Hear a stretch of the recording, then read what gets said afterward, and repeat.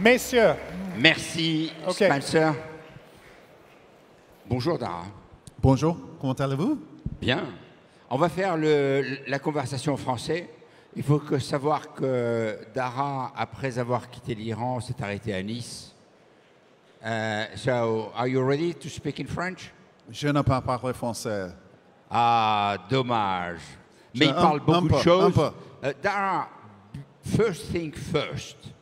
How do we pronounce your family name? I'm struggling. Khosrowshahi. Khosrowshahi or Khosrowshahi in Farsi. Khosrowshahi. Khosrowshahi. So, Dara, nice to have you here. Thank you for having me. Is a fantastic brand with a lot of issues, a lot of problems, a lot of difficulties, and a great future. You have been running Expedia, and you have made Expedia a fantastic success. When you are so successful, why bother and why doubling down and going to a broken company with so many difficulties? Now that you put it that way, I'm not sure why. I think for me, the decision was simple. Whenever I give career advice to younger people, I always say that you should solve for three things. One is look to work with people that you like, people that you respect, people that you can learn from. That's by far the most important thing. The second is I tell people to go to a place where you individually can make a difference.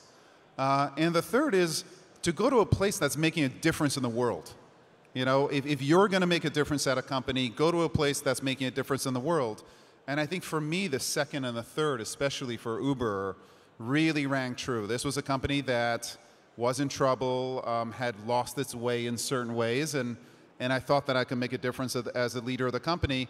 And more than that, this is a company that's affecting the world. It's defining urban mobility going forward. And I had a great situation at Expedia, but once in a while you have to take a jump into the unknown.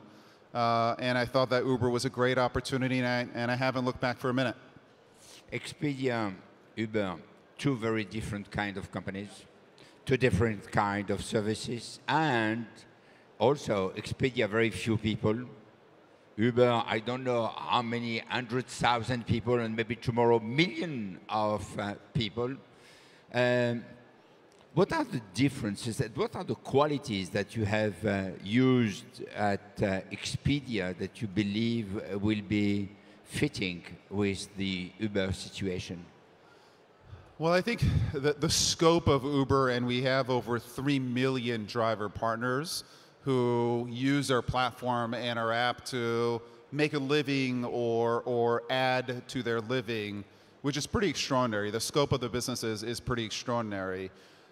The most important factors that the businesses had in common was a sense of mission and purpose. You know, Expedia believed that making travel available to everyone in the world, giving them the power to go and meet the unknown, go and explore, to see different societies that they're not familiar with, that would make the world a better place. And the wonderful thing about Uber is that we are a very mission-driven company that believes in providing mobility to everyone, everywhere, in an affordable way, in a dependable way. And we think that mobility is a human right. We think mobility and opportunity go together very well. And I think that mission-driven nature of the companies was very similar.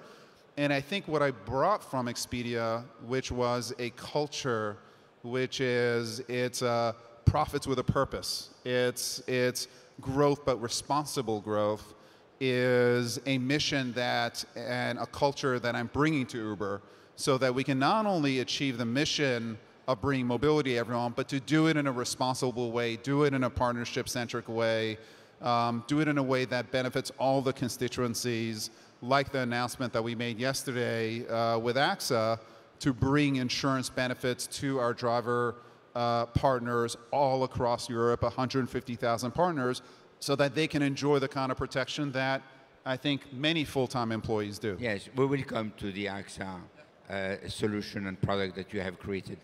What have been the 2 or 3 first things that you did Every CEO, when he's coming in a place which has been troubled, has his own recipe. Can you share with us the 2 or 3 key things that you did at the beginning, which is, in your view, defining the future of Uber? Sure, absolutely. The 3 areas that I focused on were, first, the governance of the company. Second were people and culture. And third was strategy. When I first came in, the board of the company was very divided in terms of control of the business, where the business was going, and we enacted a number of governance reforms, including changing the voting structure of the company, getting rid of the high vote shares, et cetera, so that the board could become united again. And now we have a board that's not thinking about who's in control, but is thinking about how can we move Uber forward with the world. So that was first. The second for me are people and culture are unbelievably important. So we went out and actually crowdsourced a new set of values and cultures for the company. We asked the team, the employees of the company, what kind of company do you want to work at? What kind of company do you want Uber to be? How would you define the Uber culture going forward? And we had thousands of employees come to us with ideas. We took those ideas and we built those ideas as a basis of the new Uber culture and norms going forward. Ideas that are very powerful, like we do the right thing, period. We celebrate differences. We build globally, but we live locally. So that was the culture of the company, came from the bottom up. And I focused on putting a management team together to help me run the company, because you can't do it alone. So that was the second thing. It was all about people and culture. And the third for us is strategy. And what's different about the Uber strategy going forward is that we're no longer just about cars. We are about urban mobility, however you get around in a city, and that includes cars, it includes pool, it includes electronic bikes now, and yep, it's also going to include flying cars, we hope. You are coming for vacation in south of France, but for your first visit as a CEO, you have been invited in a very tiny office yesterday with a very tiny dining room, a small garden. We call it l'Élysée, with President Macron. I would like to get your first reaction of your contact with President Macron and what he said. How do you feel about the conversation yesterday? I thought it was great because President Macron just got to the point. He's very direct, and he wanted to know how we could build our business in France, what was getting in the way.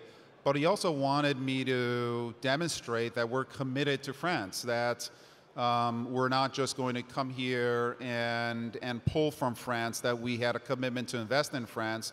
And we have committed to invest. We've committed to invest 20 million euros in building an advanced technology center in France. We have a partnership with the Polytechnique. And I think that what, the definition of President Macron when in my meeting as well was when he said there's no such thing as a free lunch. We're not looking for a free lunch. We're willing to pay. But for us, Paris is a special city for us. It's the first city that we expanded to when we went international. And for me, France is a special place because this is where we came as kids during the summer in Marina-Bellezange in Nice. And we want to be here. We want to build a business here, but we want to build a business with France, for France, and I think we're on the right track. You know that Uber in the French dictionary, and Uberization is something which exists in France. But let's go back to what you have done, because we have been all struck by one of the first decisions you made, which is to have this agreement with AXA and to sign a huge commitment to support your drivers, to change dramatically the way they have been treated, where they could feel that they were not treated correctly. Maybe it was wrong, but it was about the feeling. But you are acting massively. Can you elaborate a little bit on the agreement you signed with AXA? Yeah, listen, this actually started in a conversation that I had with Thomas, the CEO of AXA at Davos. So it started, not very long ago. The driver partners that we have on the platform are the face of Uber. We have a great technology, we have a terrific app, but it's designed to get out of your way. And the Uber experience is defined by the experience that you have when you're in your car. Is a car a nice car? Is a driver polite to you? Do you have a nice conversation with the driver? And what occurred to us as we came in and the team previously was that we weren't investing in our driver partners the way that we should have. We called them our partners, but we weren't treating them as our partners. So we started very early in working in many, many different ways how we built our driver app, looking at, for example, adding features to the app like tipping for the drivers, et cetera, starting to build the service to be better and better for drivers. And then we got into the conversation about social benefits, which is something that's very important in Europe in thinking about the social state. And what occurred to us is that there's this artificial divide between the independent worker and the permanent worker. The independent worker is the engine of Uber. It's part of the design. You can use the app when you want to. When you don't want to, you don't have to. We view our driver partners as entrepreneurs. But they didn't have the social privileges. They didn't have the social protections that you associate with full-time workers. And we thought that that was the right thing to do. And by the way, it's going to attract more driver partners to our platform. So this is going to be good for business for us. But it started with listening with drivers and giving them the kinds of protections that anybody needs, because accidents happen. Sometimes you get sick, you have children, et cetera, while giving them also the flexibility to come onto the platform when they want and to do something else when they want to. So we think it's a best of both worlds. We think it's an important step socially that we took voluntarily. It was a big move by us, but we also think it's going to be good for business long term. Speaking about good for business and staying on this aspect, yesterday you contributed a lot to a reflection about the future of work. And I have been first impressed because you have led a group of very large group of CEOs, so not very easy to manage. And you were highly concentrated, and everyone was working very seriously, which is a commitment to the future of work. I would like that you draw for us the 2 or 3 biggest fears, lesson, conclusion that you would like to share with us, because I think it's really the future. What will be the future of work when there is so much disruption and the risk of being Ubered, as we say? Yeah, absolutely. I think there are a couple of factors that are becoming very, very clear for us. So the first is that there's a lot of discussion about automation, AI replacing work. I don't think it's going to replace work. It's going to augment workers, and it's going to create tons of productivity. And it's been proven over years and years and years that it will be a job creator on an aggregate basis. But it will be a job creator on an aggregate basis, but there are certain parts of society that are going to get hurt. And there are certain parts of society that are going to enjoy outsized advantages. And I think that we've been too comfortable in the average, which is technology is a value and job creator, but we haven't focused on the particulars, which is there are parts of society that it is going to hurt, countries, folks who don't have a great education, and we have to focus on them. And I think the other thing that became very clear is that as companies invest in capital and intellectual property and take advantage of the benefits of automation, we have to also be responsible for the retraining. We have to take an active participation with government in retraining programs, in programs that help some of the workers who might be displaced figure out where there are good careers, figure out what education to go after, look at apprenticeship programs. It's not enough for us to outsource that to governments, et cetera. And then the third for us is that there will be a transition. There will be displacement, and if there's displacement and there's a transition, we have to protect these workers during that transitional period in which they can get back on their feet And that, again, cannot just be the duty of governments. It has to be governments and companies working together. But the most important element here is that the change is happening so fast that we can't depend on traditional education systems to provide the retraining. We can't just look at the individual's diploma. We have to provide the retraining in a more dynamic way through public-private partnership, and it can't all be diploma-based. There's got to be more than that. And I think companies and governments have to work together to achieve this. Otherwise, we will have real disruption in certain societies. Yes, here you meet exactly the point of view of Ginny Rometty, who is thinking exactly the same way you think. But as you are speaking about disruption, disrupting the life of the people or their job or the way they are operating and helping them to always keep up, there is something that Uber is doing and that you are accelerating, if I have clearly understood, is innovation.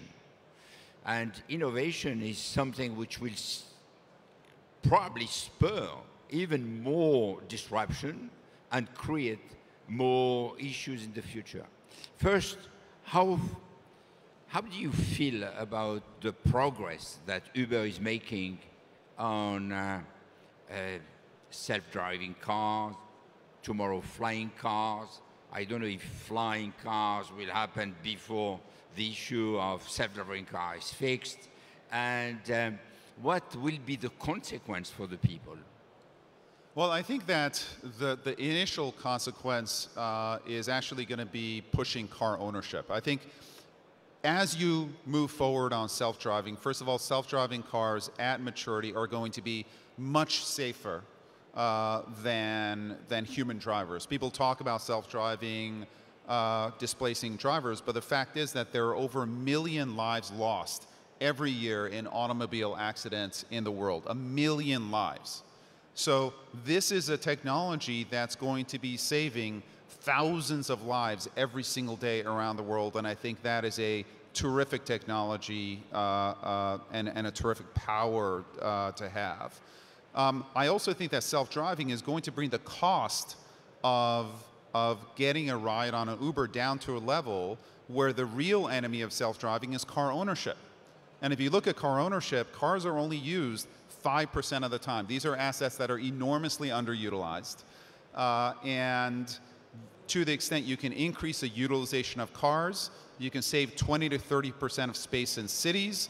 And I think cities can become much more available to land instead of parking spots, et cetera, and you can really move society forward. That said, to the extent that it is displacing the jobs of drivers, et cetera, that is our responsibility, and that's where I do come back to retraining efforts to make sure that people aren't displaced by the advent of new technology, and we have to think of both sides of the equation here. As you are speaking about cities, I have a comment and two questions. The comment is that we know, and Travis has been fantastic at the beginning of creating Uber, and Travis was thinking that he had to have a fight with the cities in order to impose Uber. I'd like to ask you what is your strategy with the cities, and the second question is, do you think that they are ready for the future of transportation based on your own innovations?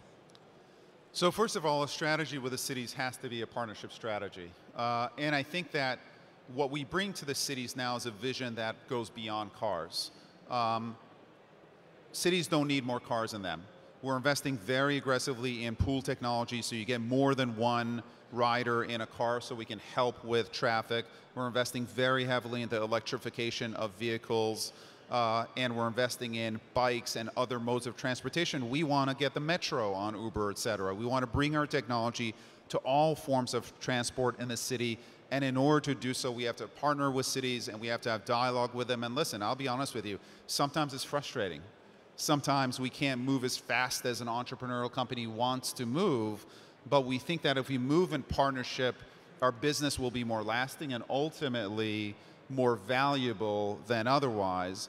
And the good news is that the cities of the world need help. 50% of the world's population lives in urban centers now. In 30 years, it's going to go to 2/3 of the world's population. The transportation grid needs to be revolutionized. You need many more modes of transport. You need shared transport. And ultimately, we're living in cities where people live in 3 dimensions in skyscrapers. They work in 3 dimensions in skyscrapers. And you have a transportation grid that's in 2 dimensions. That transportation grid will not be able to keep up with 3-dimensional life. And that's what Elevate is about. Ultimately, transportation has to be shared. It has to be electric. And it has to be in 3 dimensions. And I think we can play a part in that. And I think there are going to be plenty of cities around the world that say, yep, I want that. So you will see in one of the booths the flying car of Airbus, and maybe it will be next. Just before we close, Peter Fenton from Benchmark said, Maurice, can you put a question to Dara? So confidentially, just between you and me, do you believe that Uber will be one day profitable? Of course Uber will be profitable one day. I can't tell you what day, but it better be. Fantastic. Dara, thank you very much. This is Dara. Thank you very much. From Uber. Great job. Thank you. I appreciate it. Thank you. Thank you. Messieurs. Merci. Merci. Merci.